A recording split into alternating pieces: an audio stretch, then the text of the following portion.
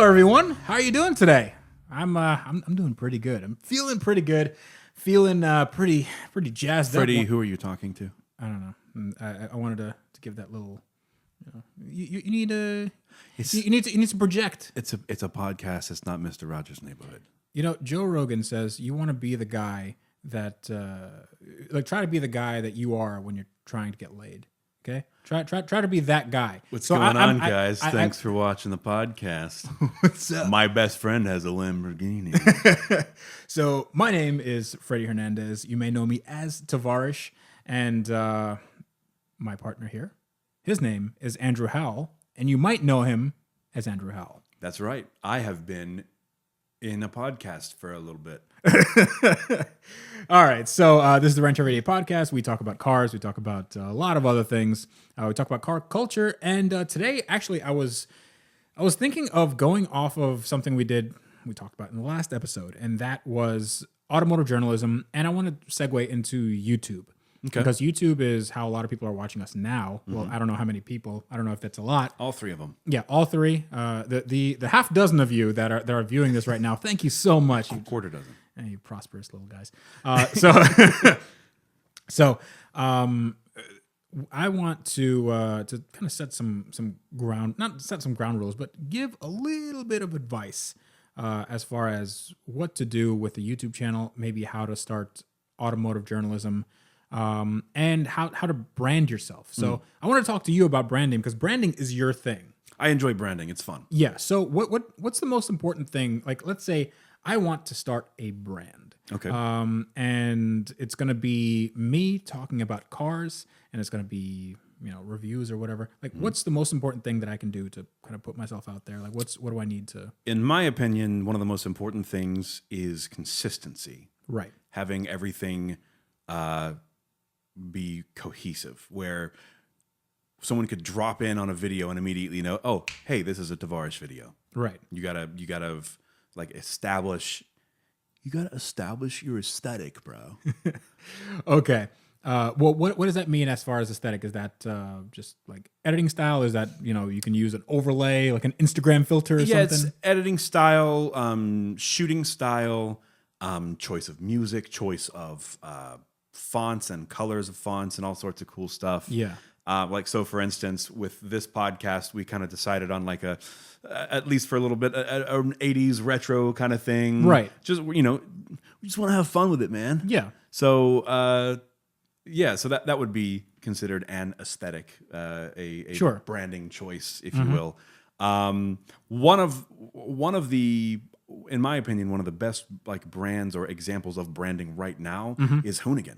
Yeah. They have it down pat. Yeah. Of course, they have a huge team of designers and artists, videographers and editors and like personalities like that. They make it look so easy. Oh, they come out. Okay, so Hoonigan is for those of you who don't know what Hoonigan is, go check it out. It's the Hoonigans. I think that's their YouTube channel, and they have, I think, almost 2 million subscribers at this point. It's incredible. Yeah, it's just gone stratospheric. They've only started doing daily, like I think a year ago. Not even. Yeah, not even a year. It's like middle of last year or something.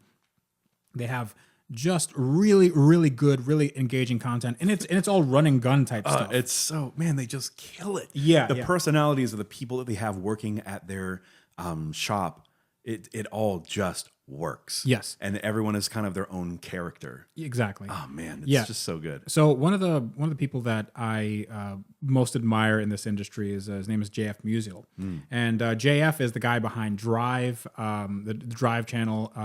Now he runs Tangent Vector. Just top notch stuff. Yeah, if you ever watch Apex, the history of the hypercar, that's the guy. Yeah. Art. So I spent some time with him before I did any of this YouTube stuff. Like I was gonna basically start a YouTube channel. I think I had like a few hundred subscribers at that point.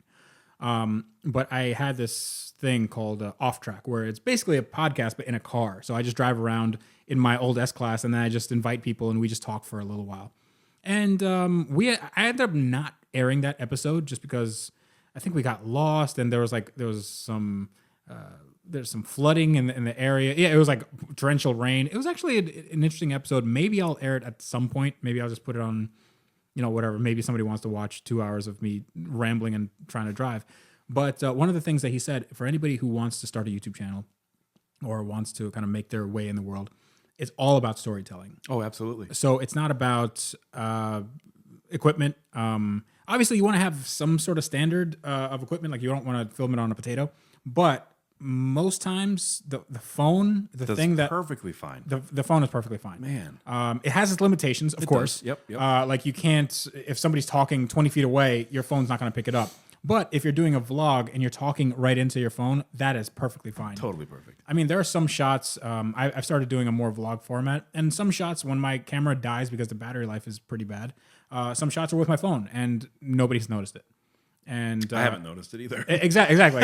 No, nobody's noticed it because it's the same. I'm in the same proximity. I talking to the phone like this, and it's just you're more engaged with the subject, the goings on in the video than right. So that's what you need to have a story, beginning, middle, and end. But as far as like branding, I tend to think that logo is not that important, but sometimes people need to differentiate themselves in that way as well. I guess it just depends on the type of brand. For instance, if you are a brand that makes physical, tangible products, it is very helpful to have a recognizable logo. Of course. Just so someone can glance at it right away. And like you see, doesn't Izod have the gator? Or no, that's Lacoste. Right. Lacoste has the gator. Yeah. Nike has their swoosh. All you need is the logo, and that says everything about whatever you're looking at holding. Yeah. Whatever you associate with that brand. Oh, this is quality. Let me get this. Exactly. Even if it's not, Right. Yeah. And was like it's the same thing with cars, really. Like you see that brand, it's like, I guess this is a good one. Yeah. And there are logos sometimes that just don't work. Like I always say that I'm a huge fan of McLaren. I love all their work. I don't really know if I understand the logo or if I really like it. It's just like the simplified, just red, like little moon shape. I don't even know what is that. In their defense, I think McLaren is a little hard. If you just write out the word McLaren, it's not a good looking word. But I disagree. I think it is. Yeah, absolutely. In some of the older F1 liveries where it has kind of that boxy looking font. No, you know what? You're right. I'm gonna walk back that statement. It does look kind of good. Well, maybe they're just trying to fit something a little more, Yeah, I'm not saying it's what the kids like, Hey, hello, fellow kids. Yeah, it's not that I don't. It's not that I don't like the logo. It is visually appealing. I just don't get it, man. I don't understand. Like, why? What is it?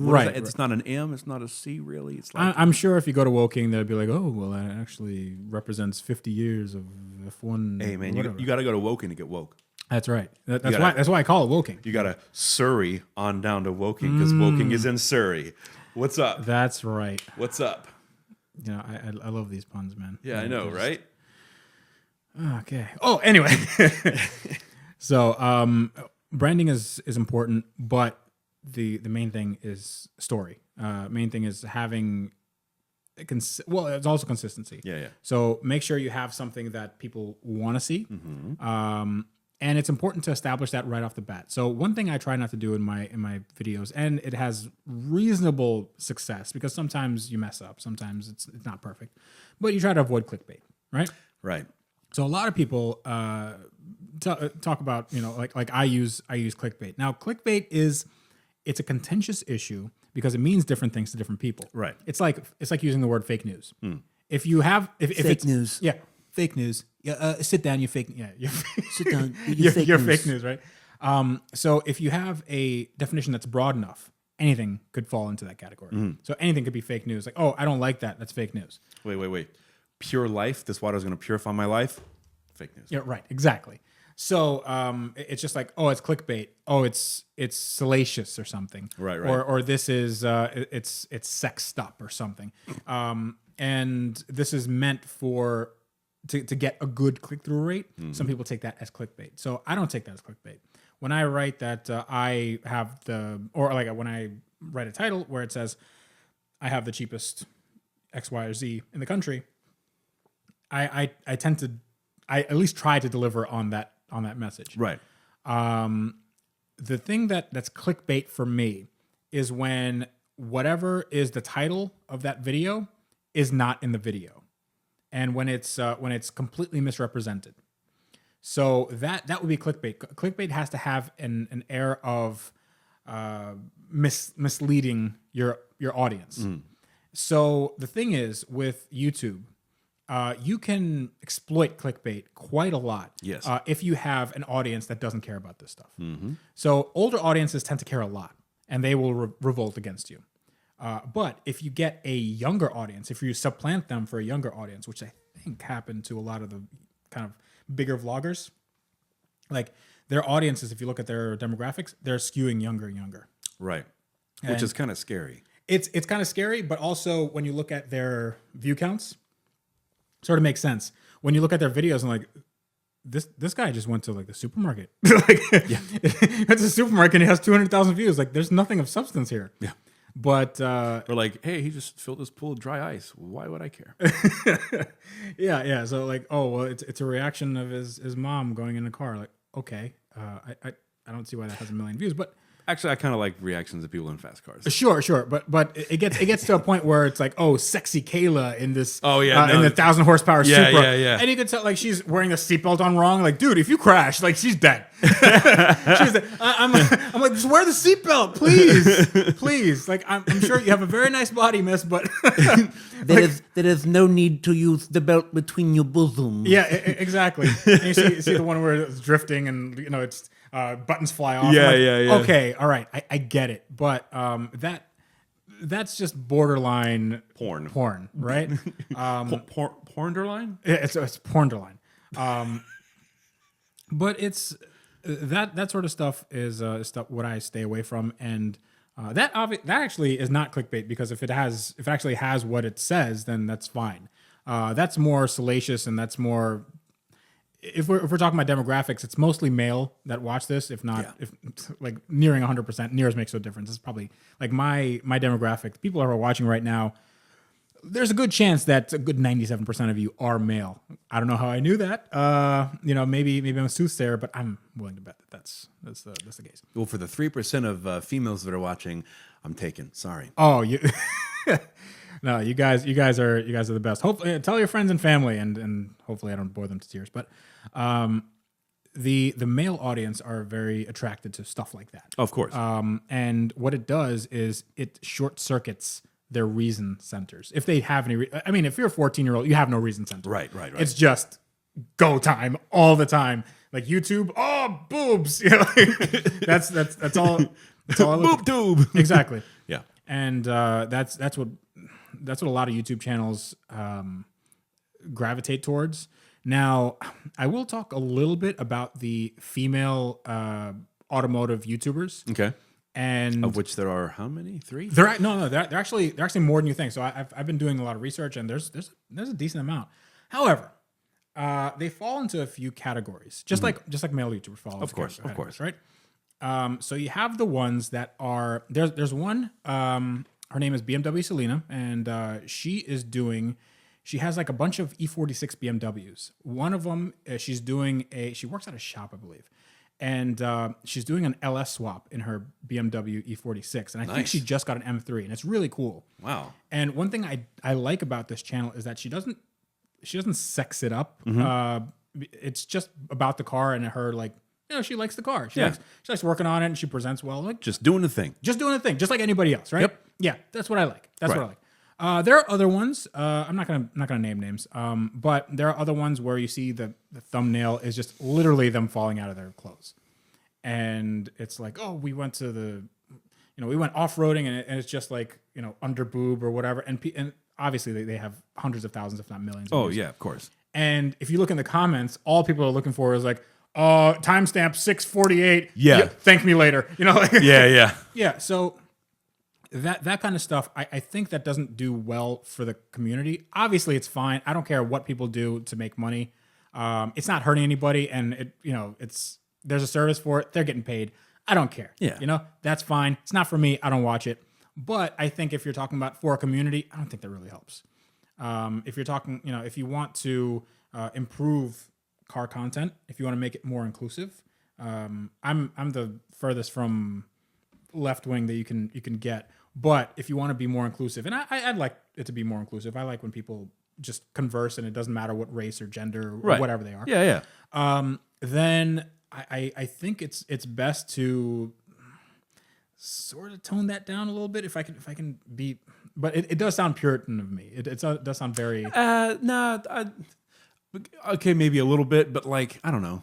Because I'm not saying like Cover thyself, Yeah. woman. yeah, You are a sinner. lady is indecent. Yeah. I can see your ankles. Exactly. How indecent. No. I hear you on that, but if you, I don't know, I'm all about good, solid, quality content. Sure. And if I'm looking for that, I'm not looking for underboob in the desert. Like I'm looking for Right. You know. So I mean, if any of you are watching this, you'll probably know what I'm talking about. Like it's a specific YouTuber. I'm not gonna name names. I actually don't know who you're talking about, so that's cool. Sure. I can show you later. We can have a time. It's it's a mighty fine video. No, I'll see. I gotta go. I need an adult. no. So that is a concern. Just as it's concerning to me that male YouTubers or any they use these tactics, these basically Jake Paul tactics. Yeah. That whatever Well, they don't write, forget Logan Paul. and Logan Paul as well. But Logan, like, because those people are borderline, if not all out sociopaths. Oh no, yeah, they're total shills for sure. Yeah. I mean, it's clear that they don't share any empathy, like human empathy. Oh, like yeah, and no. it's just.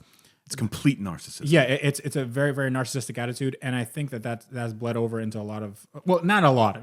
I'm not degrading anybody, but into some car YouTubers. Yeah. Big time. And it's just about how much money this is. It's not about necessarily having fun, but it's about how crazy this is, and it's just kind of pushing the envelope, and it's just a push for having more content out, because I'm doing daily videos, and it is hard. Like Yeah, it's I've only been doing it for like 3 weeks. It's tough. Absolutely. It's definitely tough. But if you don't have stuff that, like, I hate to say it, like, I'm sort of blessed in the way that I can work on my own cars, and I have so many cars I can work on. So there's no lack of content. It just kind of depends on me to get these things done. Yeah. But some of these other guys, like, they can't work on their own cars. Right. So like what we were talking about before, vehicle virgins, like he had a video where his lug nuts were improperly tightened, and he took them to the shop. It's just like he got new wheels and he had driven 100 miles, so he needed to have the lug nuts retorqued. So he drove all the way to the shop to have someone retorque the lug nuts. Right. So that's the sort of thing we're trying to avoid. Yeah. Here at the Wrench Everyday Podcast, the worldwide podcast for this sort of wrench everyday stuff. And I don't really watch a lot of vehicle virgin stuff. I don't know if he knows how to work on cars or not, but like I'm not gonna. I've met Parker once, and I believe I've texted him. I've talked to him through text, and that's basically it. We're not besties or anything. I don't think we ever had a conversation more than 5 minutes. But I'm not sure if he works on his own cars. I'm sure he's probably turned a wrench at some point, like every car guy has. sure, yeah. But that's definitely not the scope of his channel. Right. And lots of people don't have that as their scope. But I think that if people do that route of clickbait, it's not helping anybody. Yeah, like I watched the video and like, I don't know. It wasn't really No, it's not for everybody. I mean, listen, there's people that watch my videos and they're like, I don't like it. Like, oh, of course, yeah. especially if you ask Reddit. Oh my god, people on Reddit do not like me for some reason. I mean, I don't know. I saw one of your videos posted recently, and it was getting some decent. Yeah, and then you start reading the comments later on, and it's like, oh, I can't stand that guy. Yeah, it's worse than DeMuro. And like, yeah, oh, God. Well, whatever. If you're on Reddit and you wrote one of those comments, what can I do? Get it? Yeah. No one's forcing you to watch the videos. have fun in life, man. Life is not that hard, please. So just back to what I was talking about before. So this clickbait, that also goes into the journalism aspect. So I'm gonna give a little 5-minute exposition about how I started with journalism, because I did write for Jalopnik for a number of years, and stopped to do just my own stuff on YouTube, and has gone pretty well, I'd say. So I started basically with the intention of making a little money on the internet. I didn't know how. I had no idea. So I started a website called Apita Online, which is just it's like a blog, basically. It's supposed to be, I believe I talked about this on a previous episode, but it was supposed to be like a knowledge hub. Right. And that's what I'd love the site that we're producing for this to be. But I made that for a knowledge hub, but I put all my stories that I called Art of the Flip, where I bought cars cheaply, modified them and fixed them, and then sold them off. It was kind of like a low rent Wheeler Dealers if I was both Mike and Ed, and I also lived with my parents. Man, I love Wheeler Dealers. Wheeler Dealers is the best. Yeah. Yes. And I'm so sad that Ed left. As a quick aside, I think Ant Anstead is one of the best guys you can do it. That can do it. I think he is a lot more enthusiastic than I love Ed China. Ed China is the best. Legend. Yes. But Ant Anstead, very good guy. I haven't seen the new episodes with him in it yet, It's great, I'll dude. have to check it out. So the first episode, I know we're doing That's the whole point of a podcast. Come on. Digressions. The first episode was a escort Cosworth. Ooh. And he goes, so it's not like I'm spoiling anything for you, but speaking of spoiling, you know how the Cosworth has that double deck spoiler? So good. Oh, we're talking like a Sierra Cosworth? Escort Cosworth, not Sierra. Oh, okay. Yeah. Sorry. Yeah, so Sierra Cosworth is a little bit different, right? Right, It's like the Merkur XR40, right? Which So- I would love to have one. Yeah. So the Escort Cosworth had this double spoiler in the back. It's like this So weird, crazy. And it had like that post in the middle. yeah, it had that post in the middle. Yeah. So they went to the original designer of that car, Oh my gosh. and he showed them a prototype of the car, and that prototype had a third spoiler in the middle. And what they did was they created that third spoiler. So they made it like to the specs of this guy, of the original thing. It looked phenomenal. Like they made it out of fiberglass. So they took like another spoiler from another Cosworth and they just cut it, they channeled it. Like it looked really good. And they made the car look clean. And it's like, this is the way the car should have came out. So that stuff is great. So Ant Anstead, he explained everything. He talked about how turbo worked because he had to do like a turbo rebuild and all that stuff. Dude, like when Ed left the show, I think the concern was, Discovery or whoever, or Velocity or whoever, they wanted to make the show less appealing or something, or they wanted to kind of cut corners. Dude, you don't see it. You don't see any corners. You actually it looks like a better product.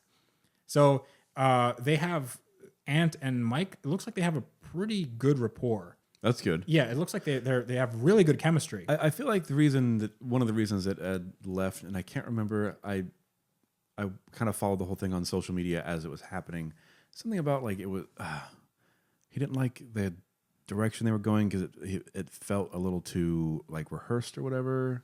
Sure, yeah, but I even more so because the original British series was pretty rehearsed. Yeah, it was, of course they're pretty rehearsed. I mean, you can't have a TV show that's not rehearsed. Like Right. it's off the cuff. Like, look, the wheel bearing went. All right, so. But the American version, it didn't have the same character as the original British show. Something was missing. I didn't feel that, but I could see where you're coming from. Yeah. It was a little too clean, maybe. Yeah, it was a little too clean. Yeah. They did skip over a lot of the stuff. Like they did like 3 repairs, and then afterwards, like the car was just crazy shiny and whatever. Yeah. And it's like there's stuff. It's like that Mitch Hedberg skit. Like try to make homemade Sprite. It's like, all right, got lemon and lime. Like there's more to it than that. I tried to make Sprite at home. There's more to it. Draw 2 circles. Yeah. Draw the rest of the owl. Yeah. And as another quick aside, one of the episodes they did from the original series, later on in the original series, they did an amphicar. Yeah. And Right. they got it from this area of Florida, from this town. So area. this place where I live and you live, has amphicar conventions. Actually, Yes. There was one last summer, and I couldn't, like, I literally almost crashed. Like I was just going down the street, and there's like dozens of amphicars. Which dozens is a lot. It's like all of them. That's like most of the amphicars. Yeah. And the new place in Disney Springs, you can go. They have amphicars rides. Yeah. You know that they bought up like most of the amphicars in the world. Like Disney World? That makes me kind of sad, but kind of happy because I know they'll be well maintained. Oh yeah, they'll be definitely well maintained, and they're working as intended. Well, actually, probably better than intended because there's no way. It was supposed to go in the water every once in a while. Yeah, This is going in water multiple times a day. Yeah. So okay. So anyway, back to your start at Jalopnik. Right. So, so what I was doing was Art of the Flip, which is like Wheeler Dealers. Wheeler Dealers is a great show. Yeah. Which is like. Oh, I love Wheeler Dealers. Yeah. Good timing on that. So then I started posting on Jalopnik. I posted on what was Jalopnik's open forum called Opposite Lock. Now it's not part of Jalopnik anymore. Now it's just a Kinja page, which is just the Gizmodo Media's proprietary blog software, like blog social media platform. It should have been called Opposite Locknik. No. Apolochnik, no. Apokala. No. Apolachanigan. Yes. So it was oppositelock.jalopnik.com, and I started posting on there. And I remember I posted something about my RX-7, and this is when I didn't know anything about posting titles and headlines and leads and all that stuff. I just went like, well, this sounds good to me, so I'll write it up and whatever. I had this big, tome, and it was I had a bunch of pictures that I took, and yeah, people liked it. Like I remember I posted it, and like within a day I had like 400 views. I'm like, 400 views? That's a lot. 400 people? That's insane. Like it's something that I wrote was viewed 400 times. And then basically what Jalopnik did is they took out the best of Opposite Lock and they put it on the Jalopnik front page. So I was featured in the best of Opposite Lock. They had it like every week or so. Like here's the ones from the week, and then I would get a little more views. I'm like, oh crap, this is up to like 800. Like this is a lot. Then I started messaging Patrick George and Matt Hardigree. Patrick George was, I think, the deputy editor or something like that. He was a managing editor, and Matt Hardigree was the editor-in-chief of Jalopnik. And they started following me.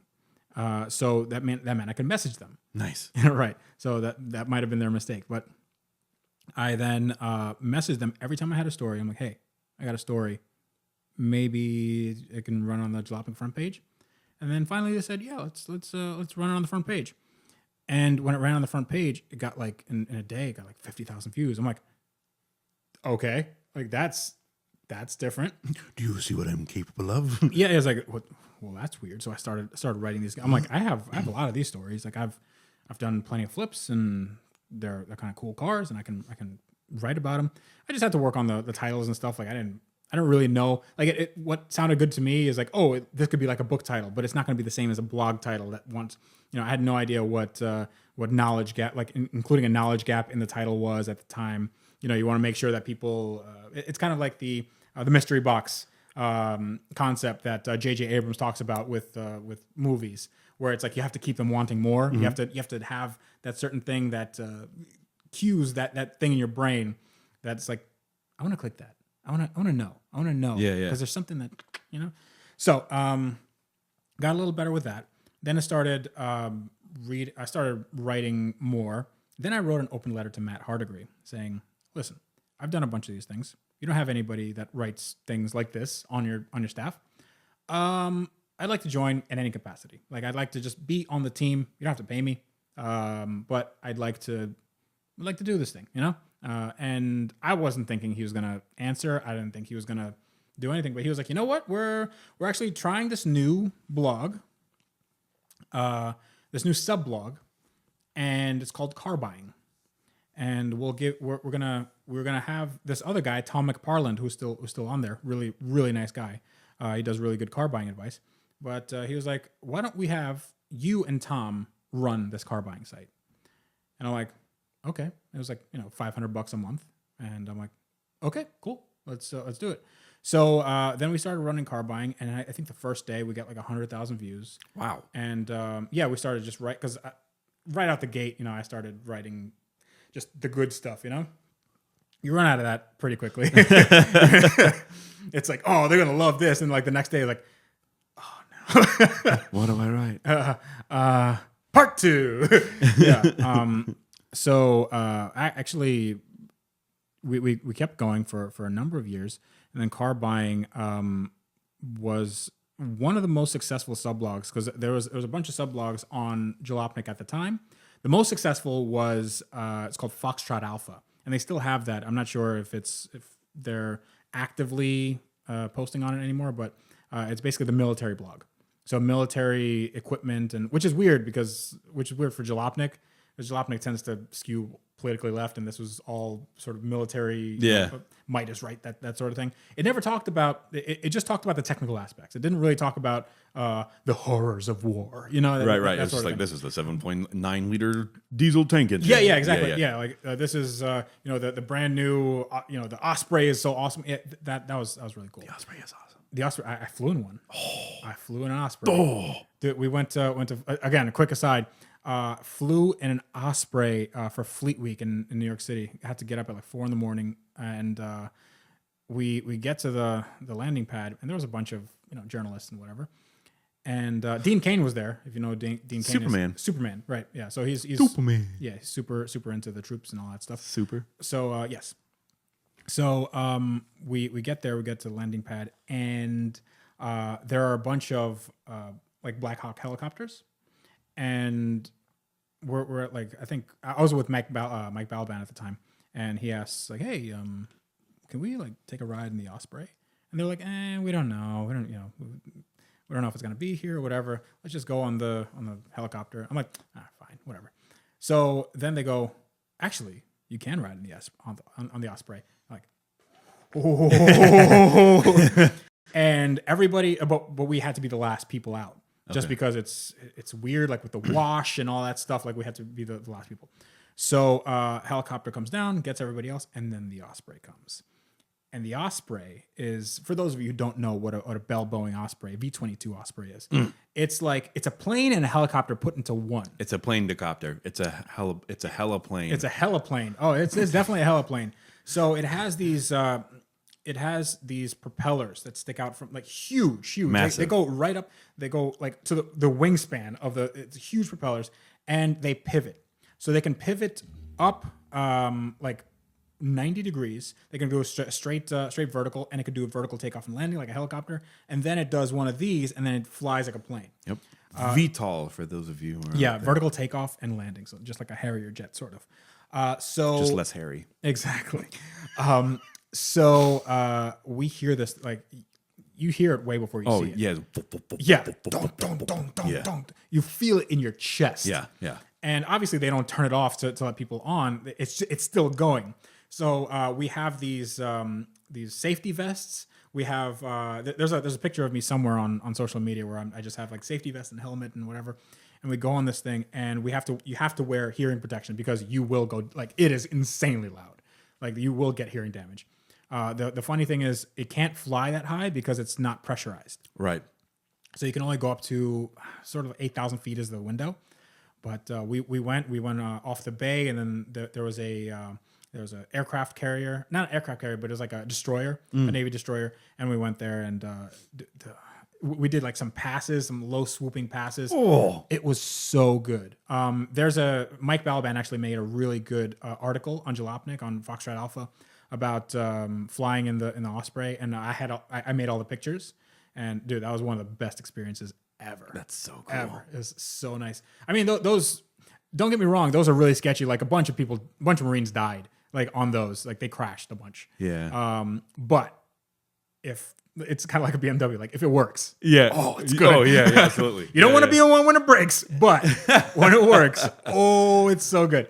So anyways, just to wrap up my story, I started writing for Jalopnik, and it was simply from me wanting to share my stories with other people,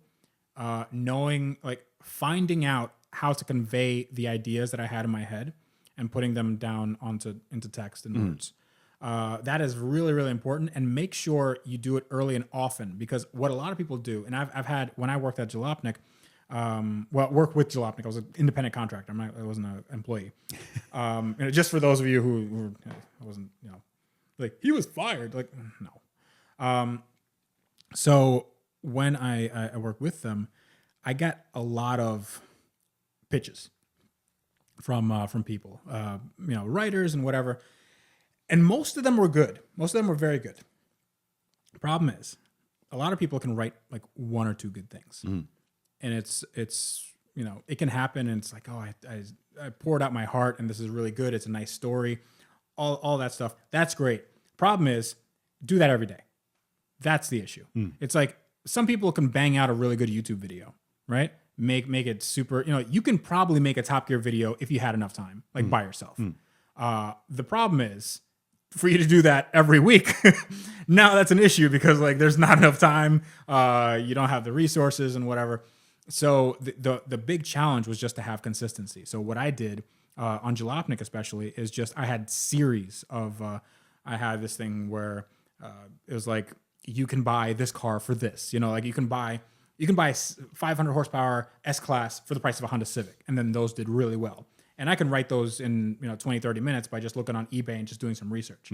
But it was something that was associated with me, right? It's anybody could technically write that because it was, it had a little bit of snark, it had a little bit of, humor, but it was basically just me talking about the car and kind of gushing over it.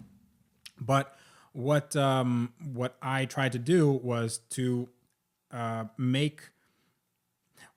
basically break up the content into series, into stuff that I can say, is this a concept that I can do 100 times over, right? And it will still stay fresh, right?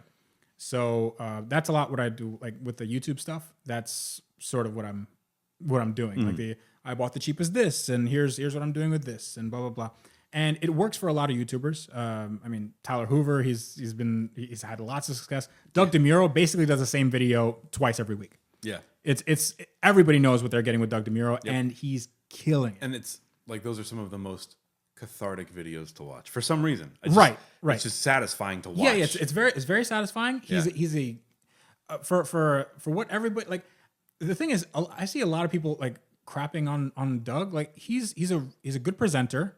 He's very concise. He puts a lot of effort into the things he says. And dad jokes out the wazoo. Exactly. Yeah. So that's another that's a pro tip right there. If you're starting a YouTube channel and you want to make it accessible to people, dad jokes are your in. Yep. Dad jokes absolutely are your in.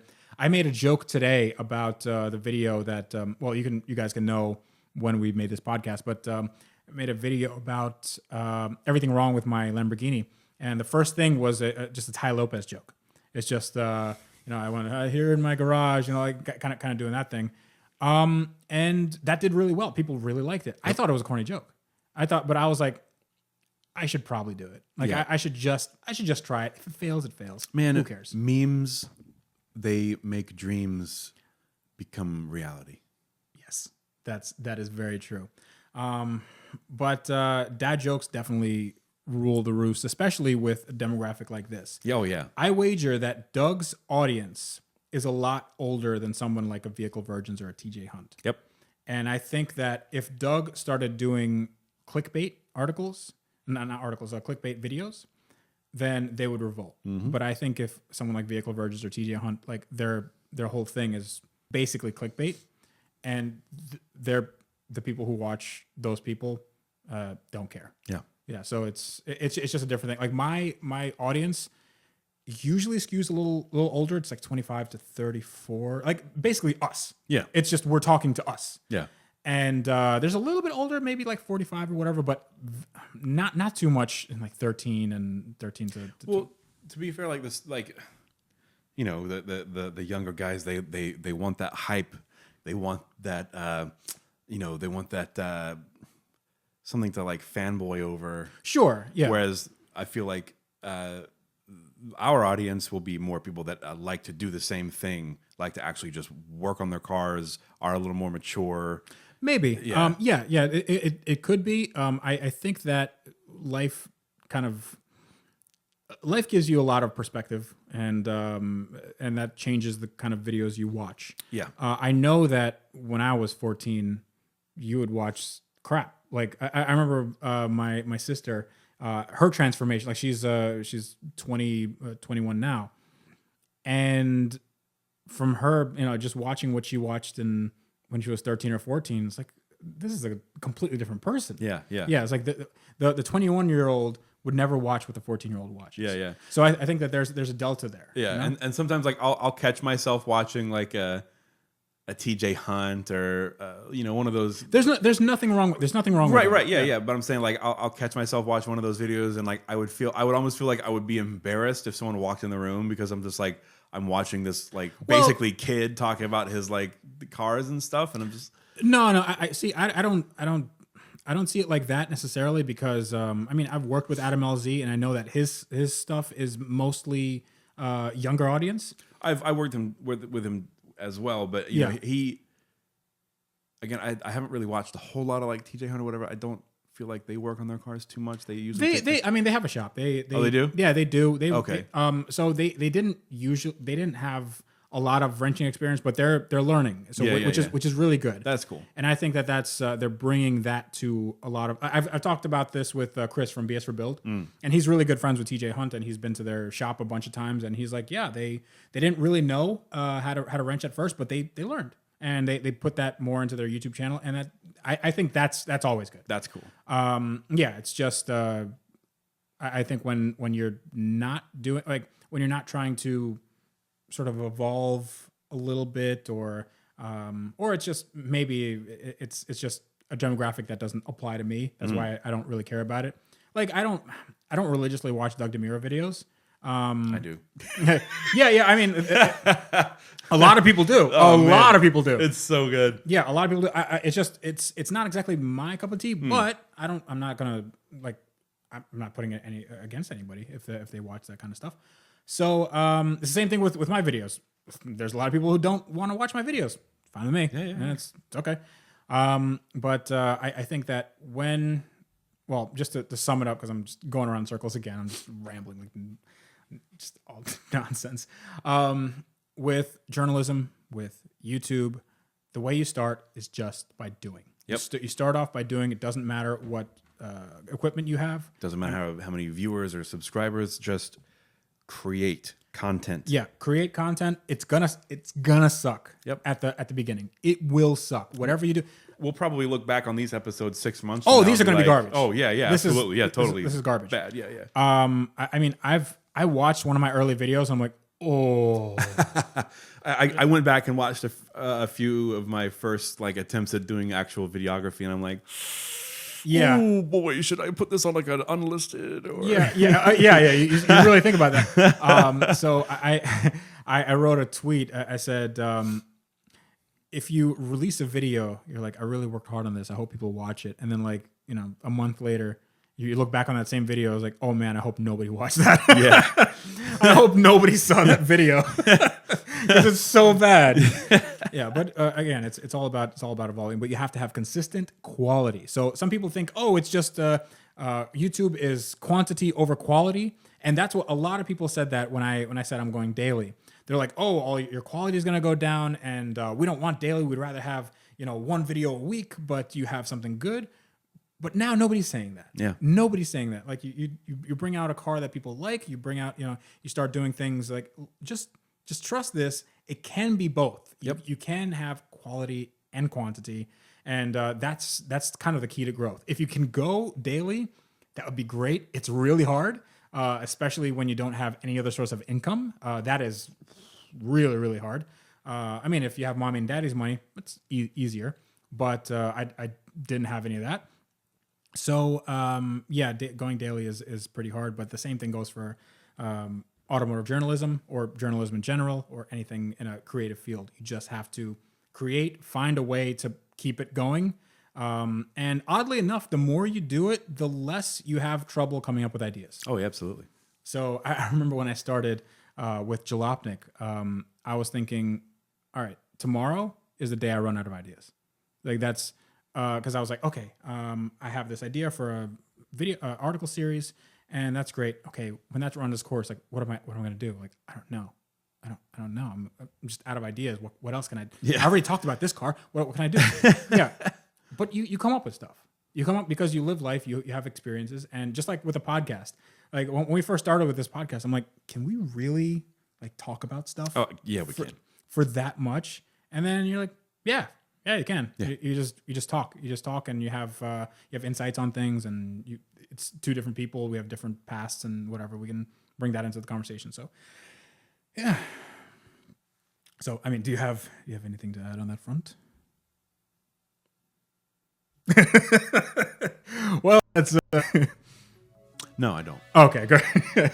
You almost sounded. You look like you almost wanted to say something. Go ahead and say it. All right. So that was that was fun. We ran a little long, but that was pretty good because these things don't have time limits. All right. It's a bonus episode. Is it a bonus? Every episode is a bonus when I'm with you. Babe, stop. Look at that. Man. Look at that chemistry. It's palpable, or maybe that's just the Florida humidity. It's palpable. Exactly. So if you guys want to reach out to us, and I hope you do, because we're going to be fielding questions for the next batch of shows. Hopefully, if we get enough questions, hopefully we don't get like one question. Why do you guys suck? If you want to reach out to us, you can reach me at asktavarish@gmail.com. You can reach me at Instagram and Twitter. I'm forgetting my social media here, at TheRealTavarish, and Facebook.com/AskTavarish. And you can ask me anything, and ask me about my cars, ask me stuff about this podcast, ask both of us. You can address it to Andrew, even though it's basically to my email. We will have an email for this podcast coming up pretty soon. I haven't set it up yet because I'm just lazy. But that's where you can find me. And Andrew, you can find me on Twitter at 1565. That's the word 15 and the number 65. Or on Instagram, Heavy Metal FL. Awesome. Well, this was a lot of fun, and I think that ends the week. That ends our week. That was a pretty eventful week. Hope you guys had a good week. Hope you have something to do this weekend as far as wrenching on your car. Go get some. Yeah, I know. I definitely do. Oh well, yeah, you do. I'm saying these guys over here. if you don't want to wrench on your car, you can watch my channel and vicariously live through me and me bankrupting myself. Or send us photos of what you're wrenching on this weekend. Oh yeah, that we could do that. Yeah, we can do. Look, there's so many ideas on this table. Right? Yeah, that is awesome. So yeah, let's do that. Send us photos. We can do like a build of the week or something. Maybe. Yeah. Sure. It depends on what you guys send us. And that's an idea that was just born right now, off the cuff. Awesome. So until next time, this is me, Tavarish, for Andrew Howell, reminding you to wrench every day. Every single day.